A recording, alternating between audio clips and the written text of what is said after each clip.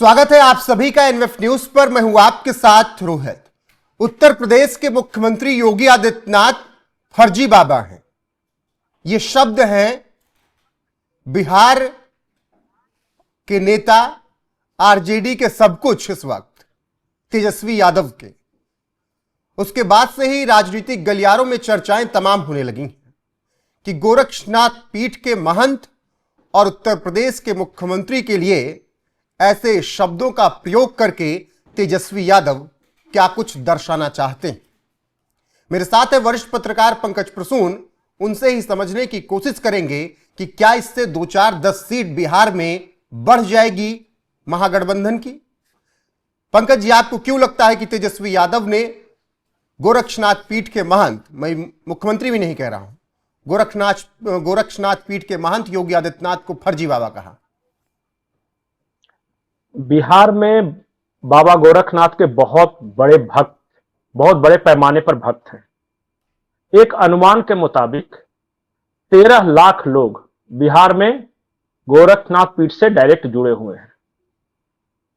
Point number 1। दूसरी बात कि इनमें से अधिकांश लोग जो हैं वो अति पिछड़ी और दलित जातियों से बिलोंग करते हैं। कुछ मुसलमान भी हमारे यहाँ के हैं जो कि गोरखनाथ पीठ से जुड़े हुए हैं। और ऐसे लोग योगी आदित्यनाथ जी को अपना भगवान मानते हैं। उनके लिए महाराज जी हैं वो। तो बिहार में क्या असर है वो हर किसी को पता है। दूसरी बात कि योगी आदित्यनाथ हिंदू हृदय सम्राट भी हैं। तो जो डायरेक्ट गोरक्षनाथ पीठ से नहीं भी जुड़े हैं, उत्तर प्रदेश के मुख्यमंत्री होने के नाते या उनकी हिंदुत्व की विचारधारा, उत्तर प्रदेश में किए गए काम के नाते उनके बड़ी संख्या में फैन फॉलोइंग है बिहार में। और आज जाके बिहार में सर्वे कर लीजिए और सिर्फ 2 सवाल पूछिए कि योगी आदित्यनाथ कैसे मुख्यमंत्री हैं और बिहार को कैसा मुख्यमंत्री चाहिए। और दुनिया की कोई भी एजेंसी ये सवाल करे और रिजल्ट लेकर आए ईमानदारी से, तब पता चल जाएगा कि तेजस्वी यादव योगी आदित्यनाथ पे क्यों हमलावर है। क्योंकि योगी आदित्यनाथ की सभाओं के कारण जमीन हिल गई है। अब मैं और महत्वपूर्ण बात आपको बता रहा हूं। योगी जी गए थे कहां पे? रघुनाथपुर, जिसके बाद इन्होंने बयान दिया। वहां पे खड़ा कौन है? शहाबुद्दीन का बेटा ओसामा खड़ा है। ओसामा किस चीज का प्रतीक है? वो कोई बहुत बड़ा डॉक्टर है, वो असली इंजीनियर है? नहीं होगा ना। नहीं। और नाम भी कैसा? ओसामा। हाँ, नकली ओसामा या असली ओसामा? नहीं, असली ओसामा तो जहां पहुंचना था पहुंचा दिया। ये तेजस्वी बताएंगे। नहीं, असली ओसामा बिन लादेन को अमेरिका ने वहीं पहुंचा दिया जहां उसे जाना था। लेकिन अगर मान लिया कि आपके बाल बच्चों का नाम रखना पड़े तो आप उसी के नाम पे रखते हैं ना जिसको आप आइडियलाइज करते हैं, जो आपकी नजर में बढ़िया है। जैसे आप राम, कृष्ण, विष्णु भगवान के नाम पे रखेंगे या किसी महापुरुष के नाम पे रखेंगे, यही काम करते हैं ना। ओसामा नाम रखने का मतलब समझ में आता है? जहनियत। उसी पे प्रहार किया योगी आदित्यनाथ ने। योगी आदित्यनाथ ने कहा जाकर रघुनाथपुर में अपने भाषण में कि उन्होंने कहा कि ये विधानसभा क्षेत्र का नंबर कितना है? तो सबने कहा 108। बोला जिसका नंबर ही 108 हो, हम 108 माला फेरते हैं, 108 बार भगवान का नाम लेते हैं। यहां से उन्होंने शुरू किया और फिर आ गए ओसामा जी पर। कहा कि हमारे यहां भी बहुत पहले इस तरह के ओसामा घुमा करते थे। आजकल हम उनको सही जगह पे पहुंचाकर उनकी संपत्ति नीलाम करके गरीबों को चाबियां सौंप रहे हैं। जाहिर तौर पे वो अतीक अहमद के बारे में बोल रहे थे कि इस तरह के ओसामा उत्तर प्रदेश में पहले पाए जाते थे। वहां से फिर आगे और बढ़ते हैं और वो फिर से वही कहते हैं कि हमारे देश के हिंदू समाज को आपस में लड़ाने के लिए जाति का विभेद पैदा किया जाता है। बिल्कुल पंकज जी, लेकिन यहां पर मैं आपको रोकूंगा। योगी आदित्यनाथ फर्जी बाबा तेजस्वी यादव के शब्दों में। अब सवाल यहां पर मेरा ये कि क्या तेजस्वी यादव किसी पादरी को कह सकते हैं कि फर्जी पादरी, उसका कैंडल फर्जी, उसका चर्च फर्जी? क्या किसी मुस्लिम नेता को वो कह सकते हैं? ईसाई नेता की मैं बात कर रहा हूं। क्या किसी मुस्लिम नेता को कह सकते हैं कि उसकी नमाज फर्जी, उसकी टोपी फर्जी, या वो फर्जी मौलवी है मुस्लिम नेता? कह सकते हैं तेजस्वी यादव? नहीं, पहला जो क्रिश्चियन वाला है ना, उसका तो तेज प्रताप यादव ने, जानबूझकर मैंने वो सवाल पूछा था। हाँ, वो सब समझ गए कि कहां पे आप पूछ रहे हैं। तेज प्रताप यादव ने इसका जवाब दिया है, उन्हीं के बड़े भाई हैं। उन्होंने कहा है कि एक बार तेजस्वी की पत्नी को कोई छठ करवा के दिखवा दे। ये तेज प्रताप यादव के शब्द हैं। क्योंकि बिहार में तो लगभग हर हिंदू परिवार छठ व्रत में शामिल होता ही है।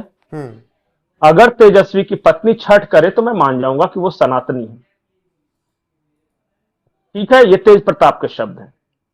अब आते हैं कि मुस्लिम नेता को ये बोल सकते हैं कि नहीं? नहीं बोल सकते, क्योंकि जिस वक्त किसी कट्टरपंथी कठमुल्ला मौलाना को ये कुछ इस तरह के शब्द बोलेंगे, अरे चलिए बढ़िया मौलाना की बात मैं नहीं कर रहा, जो पढ़े लिखे उनकी बात नहीं कर रहा हूं, झिंगुर बाबा के बारे में एक शब्द बोल रहे हैं तेजस्वी, बोल के दिखा दे, नहीं बोलेगा ये। क्योंकि या तो इसको बढ़िया से जवाब मिल जाएगा उसी कम्युनिटी द्वारा, और या फिर इनका पॉलिटिक्स समाप्त कर देंगे वो लोग।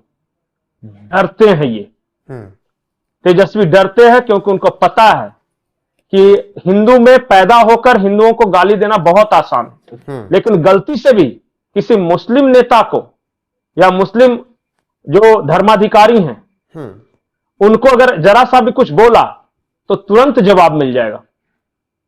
हिंदू क्या है ना, सहिष्णु है। अब एक क्रिप्टो क्रिश्चियन हिंदू को एड्स बोल के निकल गया, फिर भी इस देश में कोई प्रतिक्रिया नहीं हुई। खुद कोई पता चलता है कि यादवों का बड़ा नेता बन के बैठा हुआ है ईसाई से शादी करके, कोई प्रतिक्रिया नहीं हुई। और हम सभ्य समाज है ना, कहते हैं बड़ा शालीन और बर्दाश्त करने वाले। गलती तेज प्रताप यादव की है कि वो संवेदनशील नहीं थे, उन्होंने मर्यादा लांघ दी। नहीं, देखिए, तेज प्रताप यादव के बारे में चाहे जो कहें, आप उनकी पॉलिटिकल आइडियोलॉजी से इत्तेफाक रखें ना रखें वो आपकी मर्जी। आप उनके बारे में कुछ भी कहें, लेकिन एक बात आप तेज प्रताप यादव के बारे में नहीं कह सकते कि वो सनातन का पालन नहीं करते। ये कोई नहीं कह सकता। वो शुद्ध सनातन या सात्विक आदमी है। उनके समर्थक हो या विरोधी, इस बारे में कोई उनपे उंगली नहीं उठा सकता। बाकी पॉलिटिक्स अलग बात है, लेकिन हर किसी को पता है कि वृंदावन में उनके गुरु हैं। गुणी भी है, वो बहुत अच्छा बांसुरी बजाते हैं, बहुत अच्छा अभी एक संगीत वाद्य यंत्र बजा रहे हैं, संगीत में उनकी रुचि भी है। जो छवि बनाई गई है वो जनता के सामने है, लेकिन वो बनाई गई है। तेज प्रताप वैसे हैं नहीं जैसे आरजेडी के एक वर्ग द्वारा और बीजेपी के एक वर्ग द्वारा प्रोजेक्ट किया गया है। बिल्कुल पंकज जी, अब यहां पर तेज प्रताप यादव के बयान की हमने चर्चा की, लेकिन इनके साथियों का भी हाल वही। दीपोत्सव पर कह दिया जाता है कि फर्जी दिए क्यों लगा देने, तेल खर्च हो जाता है, दिए बुझ जाते हैं कुछ देर में, बढ़िया क्रिसमस से सीख लो, लाइट और कैंडल ले लो। हालांकि कैंडल पता नहीं, हो सकता है जिन्होंने कहा था उनकी कैंडल 2-4 साल तक जलती होगी। दूसरी तरफ कोई इन्हीं के साथी कह देते हैं कि वो एक शक्ति है, उससे लड़ना है अपन को कैसे भी करके। तो तीनों साथी यही, यूपी के 2 लड़के जो मिले थे, फिर बिहार में वो 3 लड़के साथ में हो गए, और तीनों के बयान, कोई फर्जी बाबा, कोई को त्योहार से नफरत, कोई को शक्ति से नफरत। नहीं, तो इसलिए तो मैं बार बार बोलता हूं कि इस देश में सिर्फ 2 तरह की विचारधारा की लड़ाई है। एक जो हिंदू से प्यार करता है, सनातन से प्यार करता है, यहां की मिट्टी से प्यार करता है, इस देश को परम वैभव के शिखर पे देखना चाहता है। दूसरी विचारधारा वो है जिनको अंग्रेजों का जूठन भी अच्छा लगता है।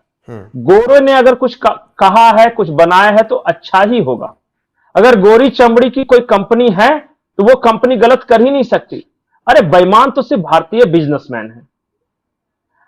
आपने देखा होगा, मैं बार बार एक चीज बोलता हूं, आपने अंबानी अडानी को गाली देते हुए बहुत लोगों को सुना होगा। कभी किसी विदेशी कंपनी को गाली देते हुए सुना है जो कि भारत में गड़बड़ कर रहा है? कल ही गाली दी जा रही थी नेता प्रतिपक्ष राहुल गांधी के द्वारा कि मोदी के अडानी और अंबानी के औजार हैं। नहीं तो मोदी औजार इंडियन बिजनेसमैन को ना है नहीं। हाँ, नहीं तो वो तो इंडियन बिजनेसमैन को ना। मैं आपसे वो पूछ रहा हूं कि क्या राहुल गांधी ने कभी किसी विदेशी बेईमान बिजनेसमैन के बारे में कुछ कहा है क्या? या फिर जितनी गोरों की कंपनियां हैं, जितनी विदेशी कंपनियां, सब बढ़िया हैं और भारत के सारे व्यापारी खराब हैं? भारत के बिजनेसमैन को सिर्फ टारगेट क्यों? कभी भी। अच्छा बताइए, ये जो कोको कोला है या पेप्सी है वो अमृत पिला रहा है और बाबा रामदेव है वो जहर दे रहे हैं, यही बताते हैं ना वो। अडानी और अंबानी ये खराब बिजनेसमैन हैं, लेकिन जो बाहर से ये वारेन एंडरसन को भगा दिया, इसके अलावा एक एनरॉन आया था वो बेईमानी करके भाग गया, ये हिंडनबर्ग इनका बहुत फेवरेट था वो भाग गया। ये सब कौन लोग थे? फर्जीवाड़ा, चोर लोग, चोरी तो थे ना। भोपाल गैस कांड में मार दिया यूनियन कार्बाइड फैक्ट्री में 3000 लोगों का ऑफिशियल आंकड़ा, और उसको अर्जुन सिंह अपने हेलीकॉप्टर से बैठा के भगवाया। हाँ, उन तस्वीरों को तो देखा देश ने। तो क्वात्रोची कौन था? इनका अंकल जो कि बोफोर्स में दलाली में सीधे नाम आया था। यह सब अंग्रेजों के बारे में क्यों नहीं बोलते? और इंडियन जो भी काम कर रहा है ना वो सब खराब है, क्योंकि इनको भारत, भारतीयता, हिंदू, सनातन, यहां की मिट्टी, इनसे नफरत है। इनको टारगेट करेंगे हमेशा से। ठीक है, तो क्या तेजस्वी यादव ने योगी आदित्यनाथ को फर्जी बाबा कहकर गोरखनाथ योगी, एक बार जान जाइए, हाँ, गोरक्षनाथ पीठ जो है या फिर योगी आदित्यनाथ जो है, उनके पांव की धूल के बराबर भी ये लोग नहीं है। वो पता है कब, वो उस पीठ का महत्व पता है सनातन में? नेपाल से लेके और जितने लाओस, कंबोडिया, जावा, सुमात्रा, नेपाल, भूटान, भारत, 12 देशों के में उनके फॉलोअर्स हैं। वही तो मैं कह रहा हूं कि और ये कल का आदमी, वही मैं कह रहा हूं, तेजस्वी ने ना सिर्फ योगी आदित्यनाथ को कहा बल्कि देश में, दुनिया में और खासकर बिहार की अगर बात करूं अभी, तो बिहार से जो लोग जुड़े हैं उस पीठ से, उनका भी अपमान किया। जब तक इस दुनिया में काशी विश्वनाथ, पशुपतिनाथ और गोरखनाथ रहेंगे तब तक सनातन जीवित रहेगा। सनातन को कोई खत्म नहीं कर सकता। और जितने ये सब लपाड़े गपाड़े ये सब आएंगे ना, बड़े परिवार वाले जो ढंग से मैट्रिक भी नहीं किए हैं, वो जब जब सवाल उठाएंगे तब तब इनकी हानि होगी, धर्म की हानि नहीं होगी। ठीक है, याद रखेगा इस बात को। ठीक है पंकज जी, फिलहाल तेजस्वी यादव ने जो कुछ कहा उत्तर प्रदेश के मुख्यमंत्री योगी आदित्यनाथ को लेकर, सीधे सीधे गोरक्षनाथ पीठ पर टिप्पणी, नाथ संप्रदाय पर टिप्पणी, योगी आदित्यनाथ के सहारे नाथ संप्रदाय के बाबाओं को फर्जी बताने की कोशिश, और उनके साथी अखिलेश यादव और राहुल गांधी क्या कुछ सनातन को लेकर पहले कहते रहे हैं वो भी आपको पता है। ऐसे में जैसे पंकज जी ने बताया, ये ना सिर्फ नाथ संप्रदाय को लेकर टिप्पणी थी बल्कि यह अपमान उन लोगों का भी था जो बिहार के लोग नाथ संप्रदाय से जुड़े हैं या दुनिया भर के जो लोग नाथ संप्रदाय से जुड़े हैं। बाकी जनता बखूबी समझती है कि तेजस्वी यादव किसी मुस्लिम नेता को मौलवी फर्जी नहीं कह सकते, किसी क्रिश्चियन नेता को फर्जी, पादरी या और कुछ नहीं कह सकते। उसके पीछे का भी तर्क पंकज जी ने आपको बखूबी समझाया है।